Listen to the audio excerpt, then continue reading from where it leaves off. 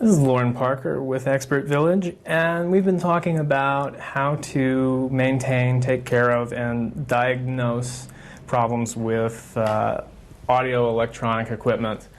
And one of the tricks, and I'm just looking at this vacuum tube right here because it reminds me of circumstances where I've certainly been out of my league, is knowing exactly when you're out of your league. It's fairly easy to go through and say, take an old radio and look for the oil capacitors and see if there are any leaks. Take those oil and paper capacitors and replace them with electrolytic capacitors or modern capacitors of the same value. But sometimes when you're dealing with circuitry that gets a little bit more complex, then it's good to know when you've reached a threshold. And one area is vacuum tubes. I know that when I first started doing electronics, I had to be I had no idea what was going on with vacuum tubes.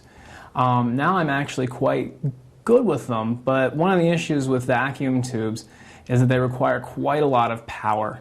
And so there are specialists who usually take care of vacuum tubes. And if you suspect that it's probably a tube problem within your equipment and you try swapping out a tube or something like that and it doesn't quite do the trick, it's probably best to go to somebody who's used to volts, which isn't odd for those things. But really just try the simple, obvious things, because what I find is that most people are simply afraid to even look. And if you open something up, be sure you can put it back together. Don't damage things. And if there's nothing really obvious to you, then start consulting with somebody.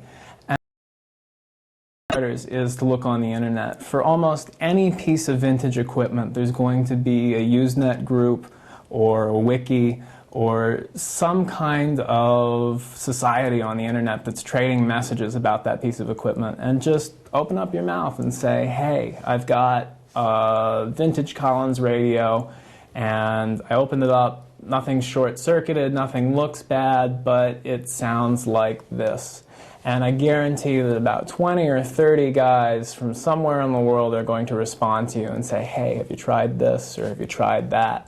And they'll give you suggestions and even pictures and even diagrams and information so that you can take your learning further and fix your own equipment.